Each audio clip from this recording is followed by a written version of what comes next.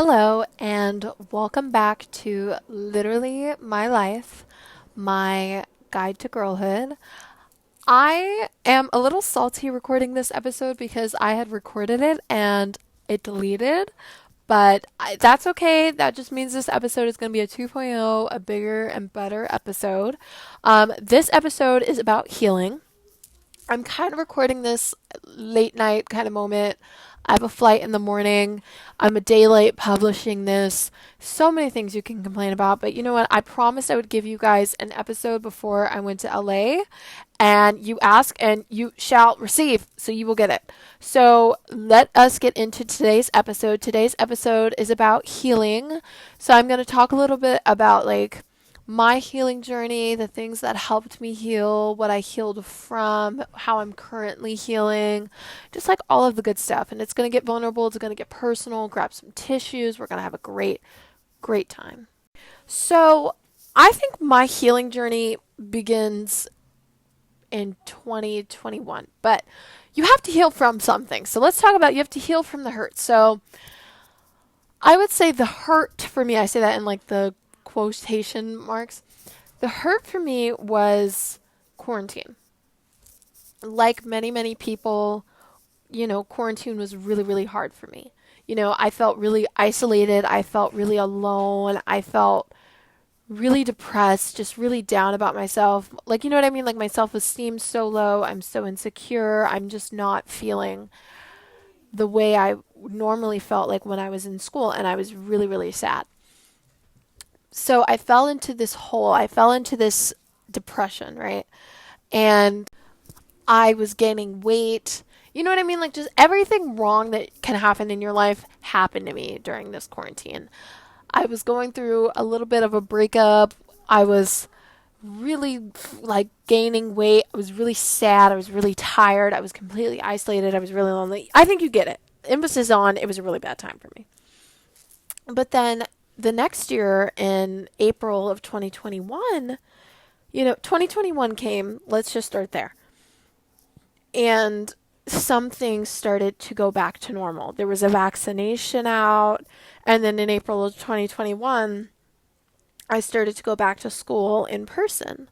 And so at that point, I'm about to start high school in a couple of months. I'm going back to in-person school with my friends. I am developing a new relationship with a guy I just met. There's a lot of coming of age moments that are happening for me. Oh, and I had my first kiss 6 months later. So you know what I mean? Like, I had to really get prepared because a lot of stuff is happening. So I'm thinking to myself, I'm like, okay, well, basically life is about to get back to normal. So how am I, you know what I mean? Like, how do I get back to normal? Because I don't feel like the girl that I was in 2019. I don't feel like the girl who was courageous and bold and happy and kind and loving and patient, and all those good things that I thought I was. I'm not that person anymore because I'm so scarred from the quarantine. Like, I had a really rough time. So how do I get back to that? So now I'm going to talk. So eventually I did get back to the person I was, and I think I became even better. Like, over time, I just feel like the person I am I've just grown so much. Like, the person I am, 13, 14-year-old me would be cheering for me. She'd be like, "Oh my God, you are so amazing, girl." And I'd be like, "Thanks, girl. You're great too." But now I'm going to talk about in steps, kind of not by step, it's not like a tutorial, how to heal, because that's stupid. Healing is not linear. But I'm going to talk a little bit about some of the things that helped me heal not in a specific order, but just some of the things I started doing and how the results of it.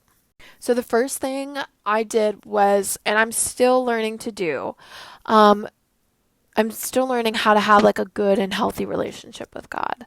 It's hard.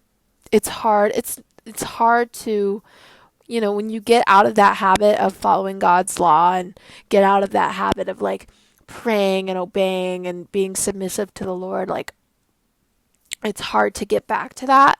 But repairing my relationship with God has helped me heal in so many different ways. I'm not even kidding you, because when you read the Bible, the Bible gives you, like, it tells you, one of the, I think the biggest like misconceptions is like, oh, the Bible says follow your heart. Absolutely not. The Bible tells you God's law, and the Bible tells you how to handle almost every situation.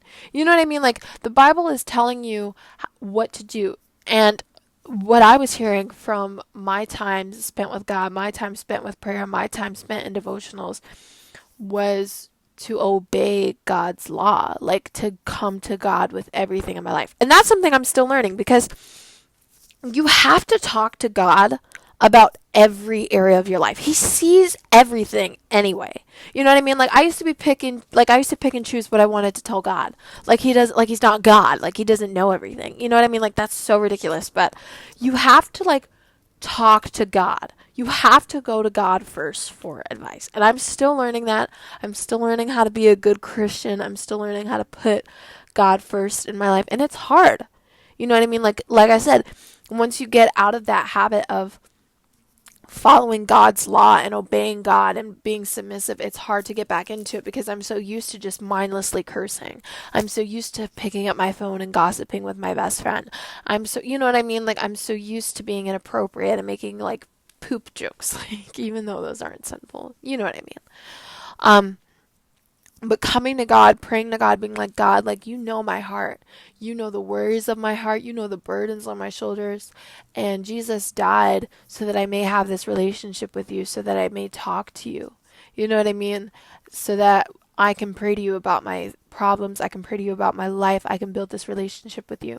And I'm giving these burdens and I'm putting them at Jesus's feet. Like, I'm not dealing with them anymore. And if you're quiet enough, if you talk to God enough, and if you just sit there, you can feel him. And don't even start with that schizophrenic stuff, because I hate when people are like, oh, I felt Jesus' presence today, and people will be like, me when I'm undiagnosed with schizophrenia. You're not funny, and you're not different. But if you're quiet enough, and you sit still enough, and you're submissive enough, and you open your heart, you can feel Jesus' presence. You can feel him in the room. You can feel the Holy Spirit coming to you. You can heal. You can hear that. And the Holy Spirit will heal you. I'm a Christian. I can do a whole other episode on God and my relationship with God. But I'm a Christian. I'm a Seventh-day Adventist. And I'm not going to sit up here and at all act like I'm a saint. But sitting down and talking to God about my problems, talking to him about the worries of my heart and the burdens on my chest, and just asking him for his advice, asking him for his guidance, asking him for his love, it has made things so, so, so much easier on me. So that is the first thing I recommend in your healing journey. You can't heal without God. All things are possible through God. You know what I mean? For man it is impossible, but all things are possible through God. Don't even. Don't even. So, yeah, you can't heal, you can't get better without God, because we can't do anything without God. You can't get up and walk in the morning or breathe without God. You know what I mean? Everything you do is a blessing. And I'm learning that too. So, that is definitely the first step to healing, fixing your relationship with God and accepting Jesus Christ as your Lord and Savior. Okay, so the second thing that really, really helped me heal was journaling. So I got this book. I think I talked about it in the last episode. Like, I remember recording and talking about this. I got this journal. It was called Burn After Writing. It's like $12 at Target. Best money I've ever spent. It asks you these incredibly personal prompts where you get to revisit and learn so much more about yourself. I highly, highly, highly, highly recommend you buying that journal. I love shadow work journals. I write in them every chance I get. I also have a diary, and I also write poetry. I've read some of my poems on here, so we've had a really great time. But I love, like, journaling and writing helped me. It saved me. Like, beyond, like, besides God, like, it saved me. It really, really did save me, because I just got to really explore who I am and be able to have a creative outlet and put how I feel into words, and it worked out so perfectly for me. And now I write poetry, and my friends love my poems. I write my friends poems for their birthdays, for any kind of occasion. I'll write them a beautiful little poem. It is such an amazing talent that I'm so thankful that God gave me. So with the shadow work journals, in the shadow work journals, I was able to not only explore a little bit more about myself, but kind of understand more about my behaviors and why I do the things I do and where things are originating from. And it helped me heal. Like, I got to write about the things I was healing from, which was, essentially that quarantine in 2020. In that shadow work journal, I got to heal from the friendship breakups. I got to heal from the isolation, the depression, the weight gain, everything that I went through. And I understood why I automatically went to these bad coping mechanisms of binge eating and staying up all night and staying in my room all day and not communicating with my mom and, just all kinds of stuff that I was doing. And I got to retrain myself and learn some better coping mechanisms like journaling, like writing things out. And it has helped me so much. I highly recommend it. The third and I would say one of my favorite things on this list is therapy. So, obviously my first episode was about therapy. It was about how we should destigmatize therapy and the greatness of therapy and how therapy, gives you that perspective of a non-biased opinion and how absolutely incredible therapy is. I'm a big fan. Going to therapy has absolutely changed my life. Therapy has helped me rewire my brain to develop healthier coping mechanisms in my life. Therapy has helped me with my self-esteem, with my relationships, with my friendships, everything. Therapy is God-given.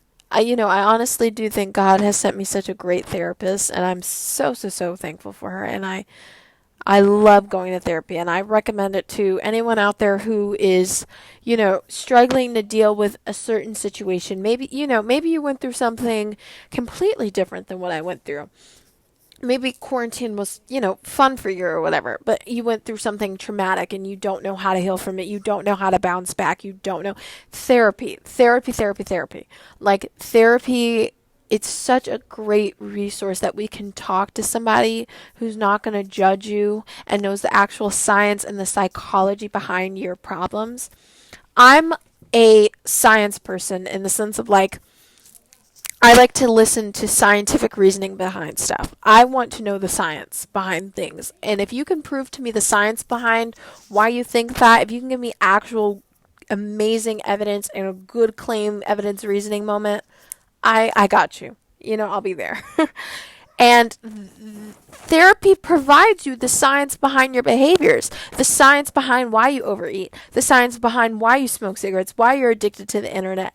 All kinds of therapy it gives you that scientific reassurance that you need for, like, the actual claim evidence reasoning based moment. And it also gives such emotional assurance that you are not crazy. Like, I hate that therapy stigmatized for crazy people, because you are not crazy for going to therapy. If anything, you're smart. If anything, you're ethical. If anything, you're sane for going to therapy, because therapy keeps you sane. Like, I'm not even kidding you. It is one of the greatest resources on this earth. And for people who can't, afford therapy or, can't deal with the copays or don't have good insurance, I would suggest going to a school counselor. There are free therapy sources out there, social workers and such like that. There are organizations out there who provide free counseling to victims of sexual abuse, domestic abuse, physical abuse, anything like that. So if you are looking for something that's more targeted at your issue, then I promise you can find a free therapist. So don't even say therapy's for rich people, because there are free counselors too. Okay. The fourth thing I did was really be incredibly intentional in my relationship with my family and my friends. I really put the time and the work in to develop really healthy relationships with my friends by developing those boundaries, by, you know what I mean? Like, really pouring the time and the effort into having healthy relationships with my family and my friends. And I think that is one of the best decisions I have ever made. Spending time with the people that love you, is healing. You know what I mean? Laughing to your stomach hurts is healing. Just being honest with your friend, telling them, girl, I just really haven't been feeling like myself. I've really been, just feeling really down since I got rejected from, my dream school, or since my parents' diagnosis, or since my assault, or since my breakup. Any situation that you're healing from, and just being honest about it with your friends, and just having that compassion, that human contact, that hug, like a hug. I love hugging people. I'm such a hugger. A hug can be so healing. Just getting that hug from your friend, just somebody comforting you, telling you, it's going to be all right. It's so healing. Having that intention and pouring my time into my friends and my families, and building a relationship, like a healthy relationship with each and every one of my sisters, supporting my friends and doing things with my friends. You know what I mean? Like having my friends at my softball games, and talking with them on the phone once a week, or, just stuff that I could do to pour into our relationship, supporting each other's endeavors. I'm so glad that I did. I am so happy that I have such incredible friends. I have such loving and kind friends. I'm so blessed to have such loving, like, I'm so grateful for the women I call friends. And I'm so incredibly grateful for my parents and my family. Like, I'm so close with my parents. I'm so close with my grandmother. I'm so close with my aunts and my uncle. And I'm just so close with everyone in my family. And I know I come from really kind and loving and supportive people. And I'm so absolutely grateful for that. And even if you don't have the best relationship with your family, or you don't have a lot of friends, just focus on the people who do support you. Focus on the support circle you have, because it doesn't have to be big for you to receive a large amount of support. I don't have a lot of friends that I talk to on a daily basis. You know what I mean? Like, I don't have a lot of really close friends. Do I have a lot of friends? Do I have a lot of acquaintances? Yeah. But I have a few, like about 2 or 3 close friends who I really love, and I put all my, all the energy and the time that I can into them, and I am so grateful for that, and I'm so happy that I'm just so blessed, and I'm so grateful for that. So that is something I also highly recommend. Okay. The fifth thing I want to talk about in healing is to find a hobby and pour your all into it. For me, that's poetry. Sitting down and writing a poem about the hurt, about the pain that I'm feeling, about the sadness, about, whatever emotion I'm feeling. I have poems about love. I have poems about breakups. I have poems about, disappointment, about envy, about any emotion that a teenage girl feels. I have put my all into poetry. I have books on top of books just sitting in my drafts of just poems from the heart. And I love poetry. I love reading others' poetry. I love listening to, like, really thoughtful lyricists like Taylor Swift and Lana Del Rey and Lorde. And I love poetry. I just can't even sit here and talk about it enough. But I know I have a lot of friends who really enjoy art. I know I have a lot of friends who really enjoy drawing, and they put their all into their artwork. Or I know, you know what I mean? Like, find something that find a hobby that helps release that emotion. It could be running, it could be dancing, it could be screaming your heart out, it could be, yoga, it could be working out, it could be, and these are all things that I really like to do. It could be anything, writing a poetry, painting, writing songs, anything that helps release it. Because sitting on an emotion is so unhealthy. Do not ever sit in your emotions.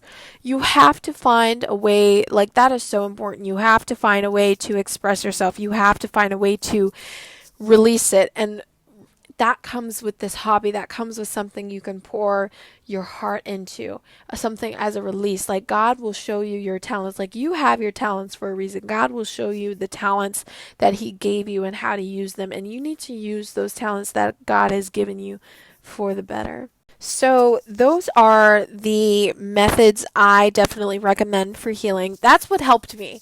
And like I said, healing's like happiness, it's different for everyone, it has different definitions for everyone. So now what I'm going to touch on a little bit is like the results, the progress I made. So I poured a lot of time into myself. I worked out. I did the journaling. I got close with God. I got close with my family and friends. I went to therapy, and the results are crazy. Like, the results were mind blowing. You know how you see those Instagram posts that are like, do this for 6 months and you will be unrecognizable.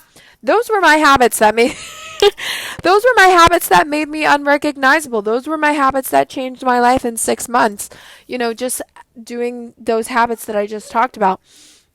And the results were absolutely amazing. So I was able to have a fantastic, mind-blowing, passionate, romantic relationship, and I was able to really become intentional with my goals. I became intentional with the relationships I have, and I became really intentional with my goals, and I really sat down and figured out what I wanted within my relationships and what I wanted within myself and what I wanted to achieve. And I still stick to that. And I still, I learned a lot about discipline and determination over these years on how you have to achieve things. And I could do an episode on that. But the progress I saw just from those habits was absolutely insane. I feel like I'm really getting back to myself again. And not only am I getting back to myself, but I feel like I'm becoming better every day. And I really, really, really do like the person that I'm becoming. In the past 3 years, I started high school obviously after this, and the pandemic was hard, but I do think I've absolutely healed from it. I had to be homeschooled my junior year of high school because I did become very ill at the beginning of the year, and it felt nothing like the pandemic, even though, obviously there weren't all these stay at home, things in place. I do stay at home a lot. You know what I mean? I don't really get out the house nearly as much as I did last year, and I'm not the person I was last year, and so many things have changed. But I think because of that healing journey I had after quarantine, I was able to accept change and deal with it so much better than I was the last time. And, just therapy and, getting closer with God and just rewiring your brain and changing your habits can help you deal with things that you weren't able to deal with before.